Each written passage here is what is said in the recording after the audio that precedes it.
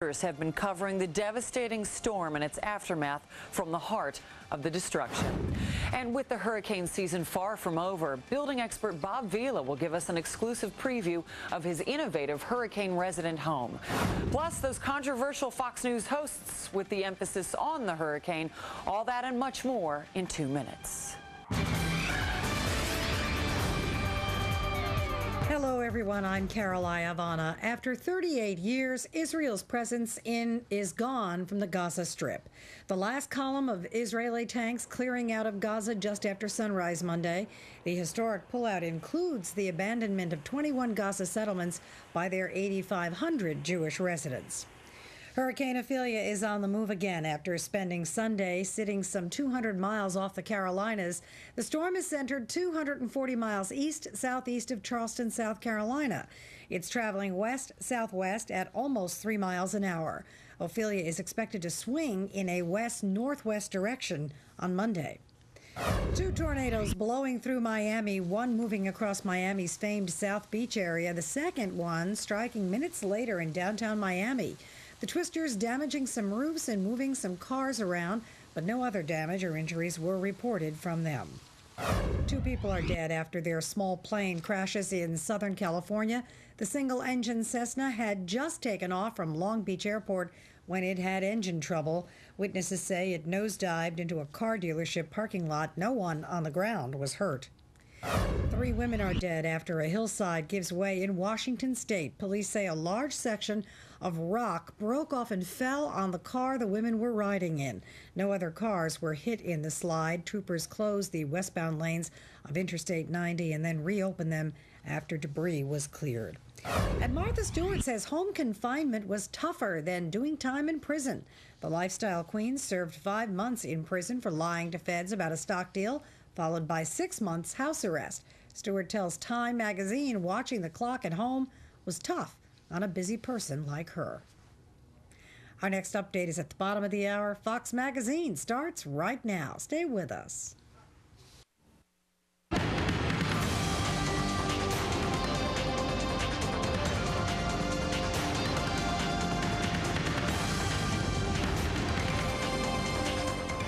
Welcome to Fox Magazine, everybody. I'm Lori Dew. Later in the show, we'll take a look at how our Fox News reporters are covering the devastation of Hurricane Katrina. Also later on, Bob Vila shows us his ideas for hurricane-proofing your home. But first, the Fox News prime-timers are not the type of hosts to just back away from controversy. You probably know that by now, but if not, just watch these editorials and commentaries on the tragedy of Hurricane Katrina.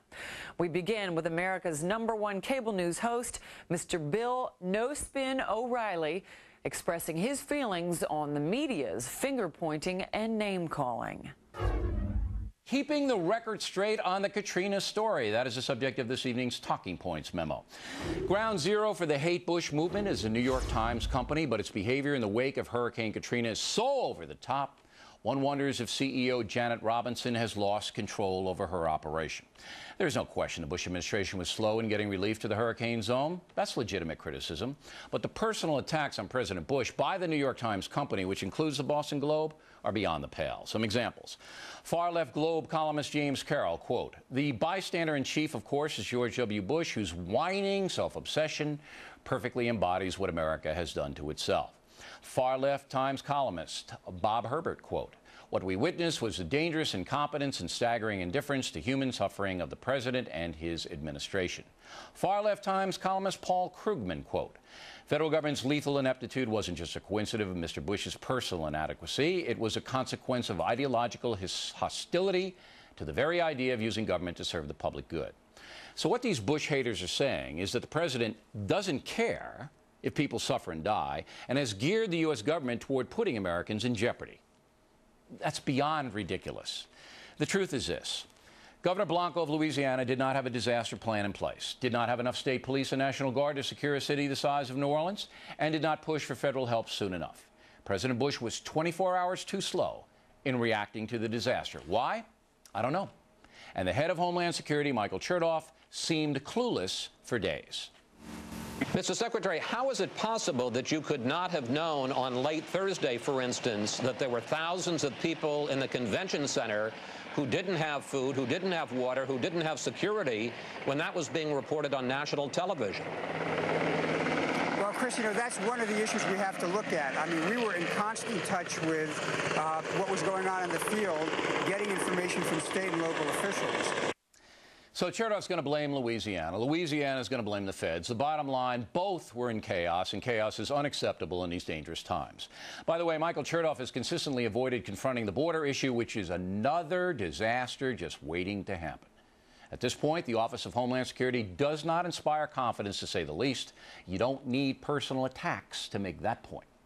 In another area, it didn't take long before the race hustlers hit the ground. They would have you believe reaction was slow because most of those stranded were black.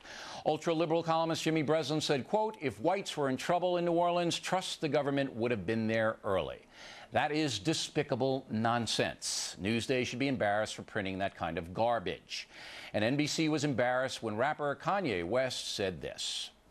The way America is set up to help the poor, the black people, the less well-off as slow as possible. They've given them permission to go down and shoot us. George Bush doesn't care about black people. NBC censored those remarks on the West Coast, and the remarks are simply nutty. I mean, come on. West is saying authorities want to shoot blacks? Doesn't get more irresponsible than that. But what do you expect from an ideologically driven newspaper industry and the world of rap where anything goes? What do you expect? Talking Points wants to reinforce two things. First, a huge bureaucratic government will never be able to protect you. If you rely on government for anything, you're going to be disappointed no matter who the president is. For example, engineers knew for decades the levee system in Louisiana could not withstand a Category 5 hurricane, but nobody wanted to pony up the $20 billion to shore it up. That kind of decision happens all day, every day. Second point, New Orleans is not about race. It's about class. If you're poor, you're powerless, not only in America, but everywhere on earth.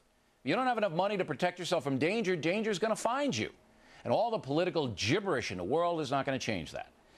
The aftermath of Hurricane Katrina should be taught in every American school. If you don't get educated, if you don't develop a skill and force yourself to work hard, you'll most likely be poor.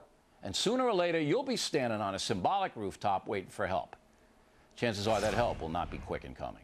You know, I was thinking there is really no way to gloss over the horror of what happened with Katrina, but it would be horrible not to see the good that is coming as a result of Katrina. Thousands are homeless, but thousands more are offering homes and new lives for those homeless, some of them on this very show. Oil prices are up, but more oil is being made available from Europe, from OPEC, from us, from the Gulf today. So the last couple of days, oil prices have been coming down. Now, there is no denying a lot of jobs are gone, but there's no denying a federal hiring program is probably going to encourage more hiring later. And there is no denying our country's GDP is going to get hit this year. But there is no denying from history that rebuilding will likely strengthen that GDP come next year. Just like costs, they're high, but one solace from this mess is that Alan Greenspan isn't about to move interest rates still higher, at least not now.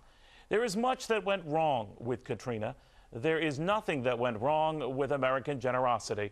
We give till it hurts, even as we all hurt, knowing well we'll survive the hurt and thrive long after the hurt. And of course, you can watch Bill on the top-rated O'Reilly Factor every weeknight at 8 p.m. Eastern, and Neil on Your World weekdays at 4 p.m. Eastern. When we return, a look at the hurricane disaster through the eyes of our Fox News reporters. Power is out. Whoa! We're about, I would estimate, at least a quarter mile from the beach. He's 3 years old. How is he? If there are 10,000 people dead in Louisiana, I can tell you I got the 10,000 relatives right behind me. Save up